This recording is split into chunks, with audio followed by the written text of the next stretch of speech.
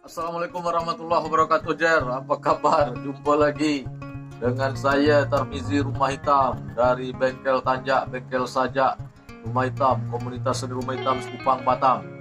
Beberapa sepekan yang lalu saya dapat hantaran buku, kiriman buku, kumpulan cerpen Nisan-Nisan Berbunga, karya daripada Griffin H. Putra ya. Buku ini menarik ya.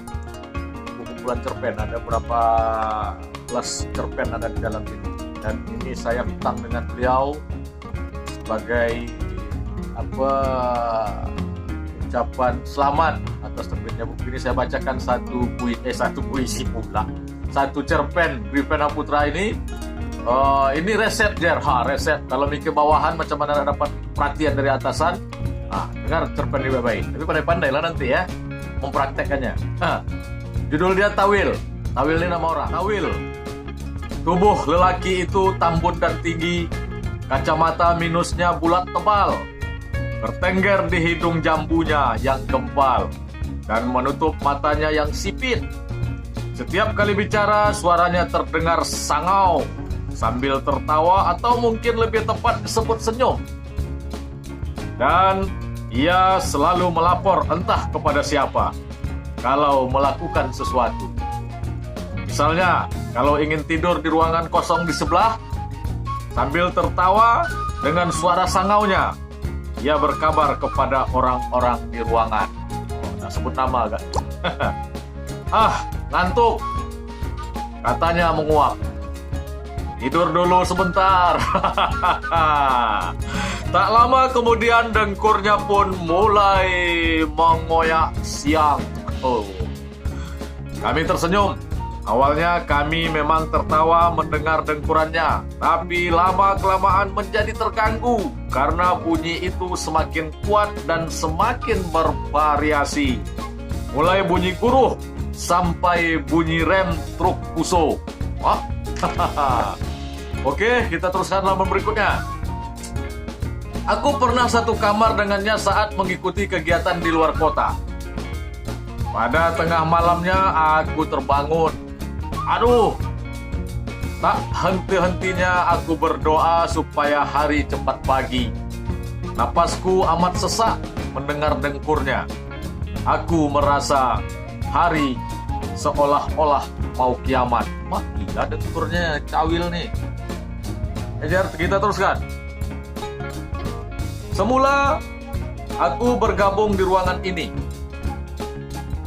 Aku melihat ia seorang lelaki dingin karena selalu di meja komputer dan sibuk mengotak-atik komputernya tanpa menoleh kiri dan kanan. Tapi hebatnya, walaupun begitu, hampir setiap saat Pak Kasubag, kepala sub bagian, memanggilnya. Sepenting apakah orang ini? Pikirku. Setelah sekian lama sama-sama bekerja, taulah aku kalau ia memang penting bagi Pak Kasubag. Dan kawan-kawan yang lain pun memanggilnya Kasubag 2 kalau ia lagi keluar. Dan hampir semua kebijakan Pak Kasubag bersumber atau berasal dari usulannya. Jadi kalau mau dapat loka atau order macam-macam dari Pak Kasubag, maka baik-baiklah pada Tawil. Kasubag bayangan agaknya nih. Jadi ya, kita teruskan. Iseng-iseng, aku pun mengintip dan mencari tahu kenapa Pak Kasubag begitu tergantung dan terpengaruh pada Tawil. Setelah sekian lama ku intip, ku amati, dan kuperhatikan secara serius gerak-gerik dan sepak terjangnya. Rupanya lelaki yang bernama Tawil Lisani itu, nama lengkapnya Tawil Lisani. Tawil Lisani itu memang pandai, sekaligus juga pandai-pandai. Pandai saja tak cukup, mesti pandai-pandai. Rupanya ia pandai sangat mengambil muka dan hati atasan kami itu.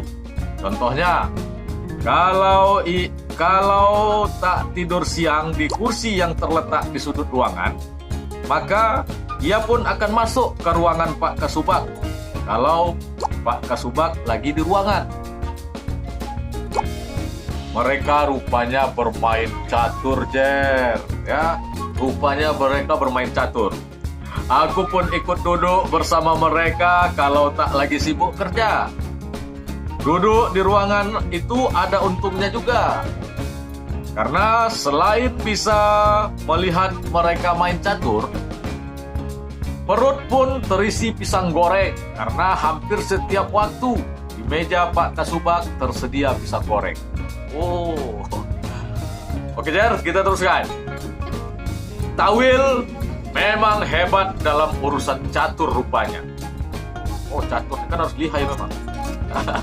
Dengan beberapa langkah saja ia kalahkan Pak Kasubag yang terkenal paling pandai main catur di kantor kami itu. Ya. Tapi pada permainan kedua Tawil kalah. Aku heran. Jelas benar.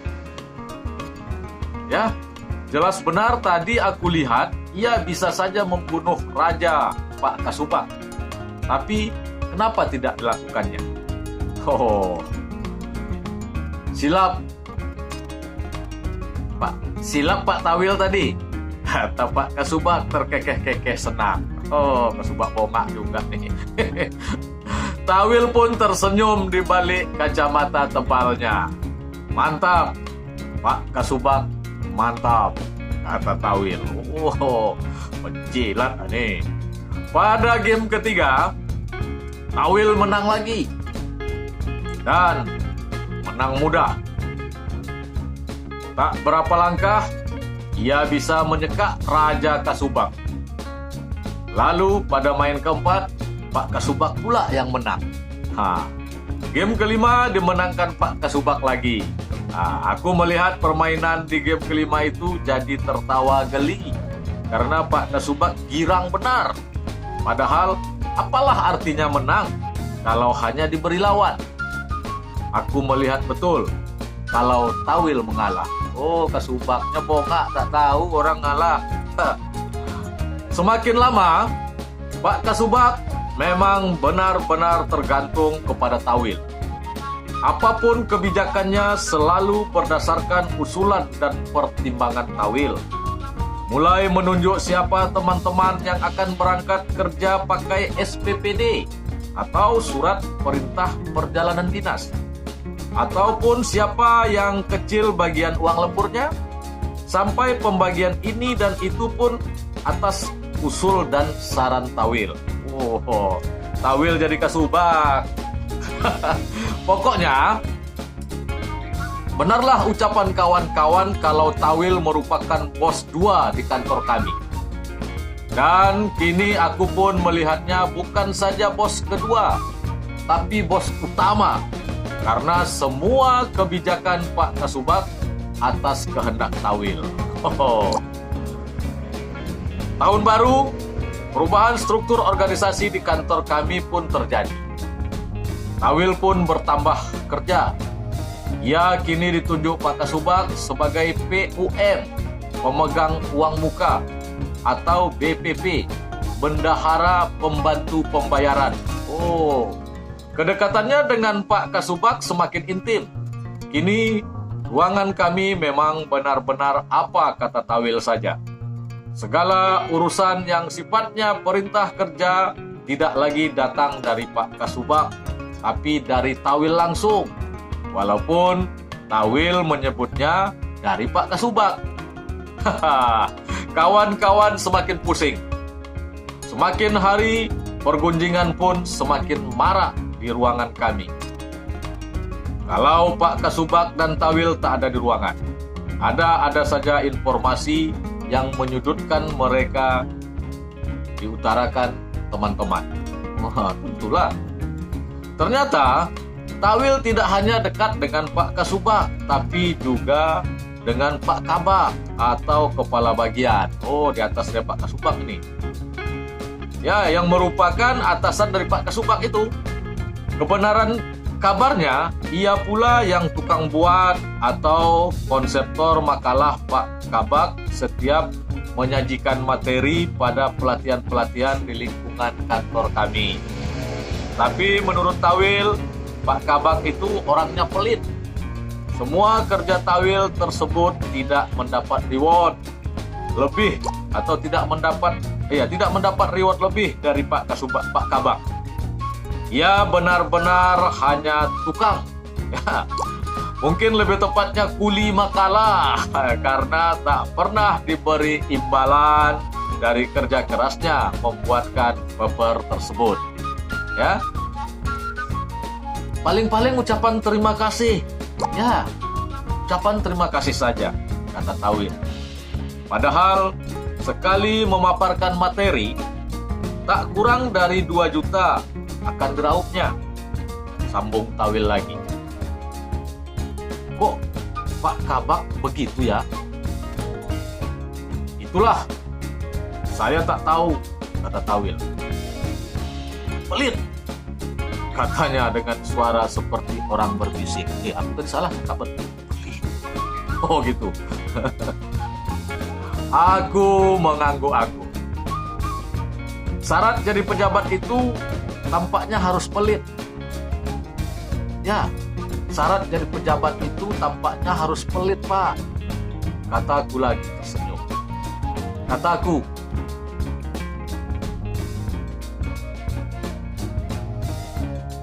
tak semuanya. Pelit itu pada bawahan, tapi pada atasan kan curah, Pak. Kataku terkekeh-kekeh. Tawil diam. Sepertinya ia memikirkan sesuatu. Ya, Tawil kan tak pernah pelit pada atasannya. Ya, kalau mau jadi pejabat, sekarang kan harus curah pada yang mengangkat kita. Mungkin begitulah Pak Kabak kita itu. Kataku lagi.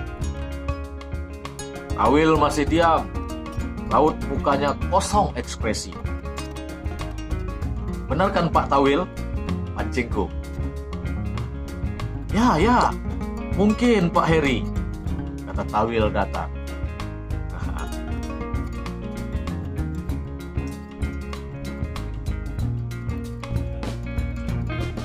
Ya, mungkin Pak Heru. Oh, Heru, kata Tawil datar. Ya. Dah bagian Jer. Ini Heru berjumpa dengan Kabak.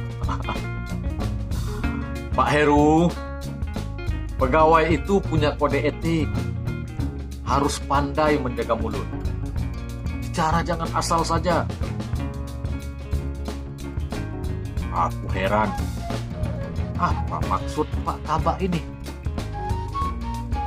Bapak kan baru bergabung di kantor ini. Jadi jaga sikap, jaga mulut, jaga segala-galanya. Kita ini abdi pemerintah, harus sopan dan santun kepada semua orang. Harus berprasangka baik pada atasan. Dan mulai saat ini, saya tak mau dengar lagi Pak Heru memburuk-burukkan orang lain. Aku ternganga. Kalimat terakhir itu mengingatkanku pada Tawil.